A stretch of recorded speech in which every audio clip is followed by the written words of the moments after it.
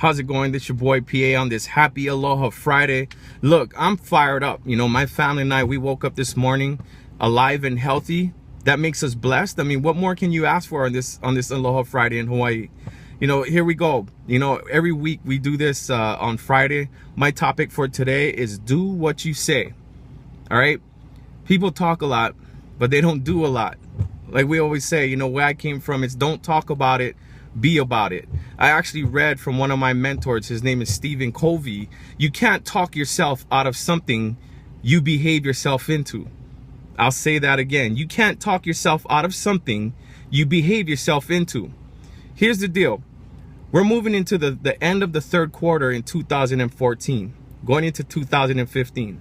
Every single year, right about this time, towards the end of the year, we hear the same people or people in general say, you know, I can't wait for this year to end and next year to end.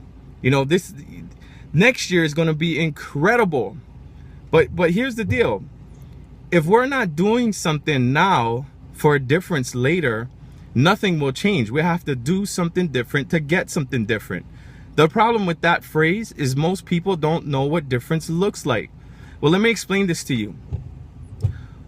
What I did in middle school or in elementary school was preparing me mentally and my behaviors for what I was going to do in middle school. What I did in middle school was preparing me for what I was going to do in high school. What I did in high school was going to prepare for what I was going to do in college. What I did in college was going to prepare for me what I was going to do in the corporate world. What I did in the corporate world actually moved me into preparing me into what my mindset and my behavior was going to be in my personal business. And what I did in my early 20s dictated what I was going to do in my later 20s. What I did in my later 20s was going to dictate what I was going to do in my early 30s, and so forth. You get my point. So it's not an overnight process. It takes time. For example, the biggest thing in society today is losing weight. And I'm going to get this straight. There's no miracle pill. There's no miracle drink. There's no miracle shake that can make you lose weight. I assure you of that. I was a personal trainer. I played sports my whole life.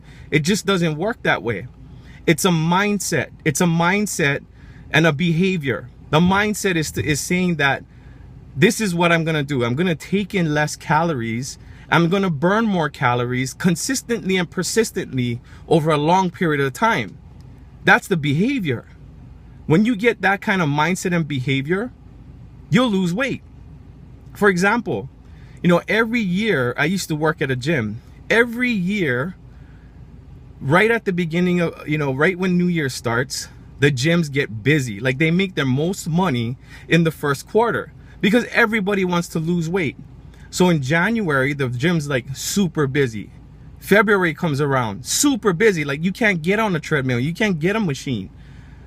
March rolls around, same thing. Right when it rolls around April, oh, it starts fizzling out. May, you can't find anybody in the gym. So people gave up on what they said they were gonna do, and most people didn't reach their goal. Here's another example. Marriage, right? Mindset, behavior. If you committed adultery and you say you want to fix your marriage, then why do you still have the phone numbers in your phone that you shouldn't have? Why do you still connected with people on social media that you should not be connected to? Why are you still flirting on social media? Why are you still flirting in person? Don't say something and you want something. Do what you say. For those of you in business, you say you want to make 6-7 figures in a year. But then you have something called Madden football that distracts people, like 30-year-old grown men wasting time on Madden football. Monday nights, 3 hours of the night watching football. You know, as I watch football from first quarter to end of fourth quarter, I'm helping somebody live their dream, getting paid millions of dollars to catch a football or throw a pass. Sundays, spend all day long, 6 hours a day watching football. And I only say this not to say I played football my whole life, but here's the deal. I was already in preparation when I was a young boy. I didn't like watching football. I'd catch the last 6 minutes of the fourth quarter or watch ESPN highlights because during the first, second, third quarter and beginning of fourth quarter, I was outside kicking the ball to myself, throwing passes to myself, prepping myself for what was about to come. All right? So do what you say. So here's 2 tips to leave you with to help you do what you say. Number 1, I want you to move forward, right? I want you to get better in 2015. It all starts right now in the end of the 3rd quarter of 2014. So here's number 1. Write down the negatives. Write it down. Whether if it's things you say, things you did wrong, write down the negatives. Here's the hardest part is number 2. Stop the blame game. And I read this one. Stop looking out the window and start looking in the mirror. Because when you look in the mirror and you take responsibility, I tell you, you're unstoppable. You live a life of blame, you'll never get what you want out of life.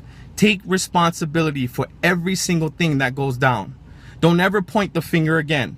Like, don't say, oh, I'm not moving ahead in my position at my job because my boss doesn't like me.